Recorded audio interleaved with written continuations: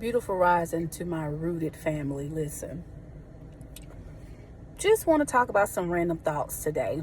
And of course, you already know who this is. I don't have to reintroduce myself. But listen, the sun is glorious. You feel me? Shining great, wonderfully on my face. Some of you that know me know that I've been doing an African American culture series. I've been talking about hoodoo history as well as other African religions that is rooted in a lot of our DNA ancestry, right? Just educational points for those that loves higher learning, to expound on other things outside of the box. Even some traditions that you may didn't know that your grandmother or great grandmother or some of your ancestors participated in and didn't know it was hoodoo. But we also going to dive into sooner or later voodoo, because many people think that voodoo is so demonic, but it's also a religion and they serve God. You look at the depictions on movies and you think, oh, it's of Satan. No, it's not. If you truly get into the history and the study of it, just to understand what it is and its concepts. But anywho, if you know anything about voodoo or some people that they honor and respect, one of the people that they honor, I'm back. Okay, so one of the people that they honor and respect is named Papa Legba. And if you know anything about Papa Legba is the deity or the guardian of the crossroads. He is the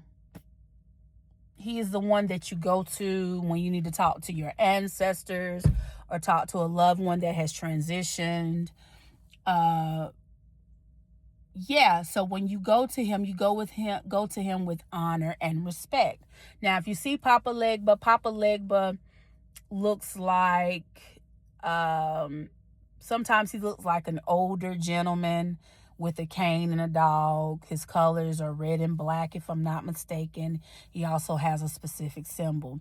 Now, if you look in Yoruba tradition or Ifa, you also have another person. Now, I'm not sure if he's the guardian of the crossroads, but I think they are almost similar. Don't quote me on this because I am still doing research.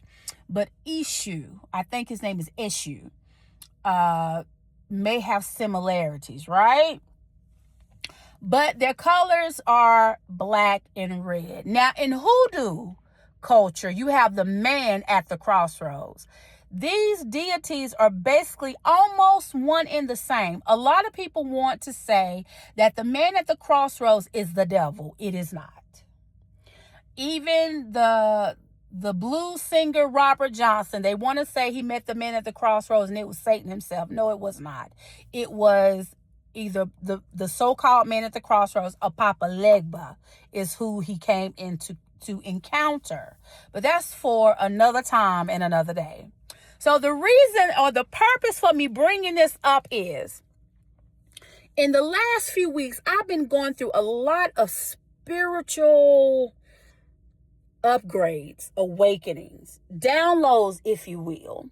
I've been learning more about my own culture with my ancestors and legacy, ancestral DNA, but I'm also learning so much about different other things that we honor as African American people. And so today, as I was going on my job to drop off my beautiful ladies at their day program, I'm in the van, and you may say, well, we always try to find a meaning in some things, but it could be coincidence or it could be really spiritual significance. But as I got in the van to leave, guess what is hanging around the mirror? Hold that thought. You see the colors? You see them? Those are the colors of course, Papa Legba, or if we want to call the man at the crossroads. Now, again, we may find spiritual significance in all things. I know that it's a far stretch. And I'm not saying that, you have to be initiated in these religions to even call on these deities or people, if you want to say, or energies. I say energies in these spiritual systems. But yeah, it's just the colors for me.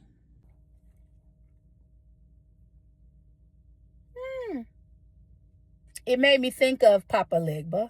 It made me also think of the man at the crossroads. Now, when I talk about these deities, spirits, energies, I do it with honor and reverence. I don't play around with these things, because you can sit up and say these things are demonic. I don't believe that they are.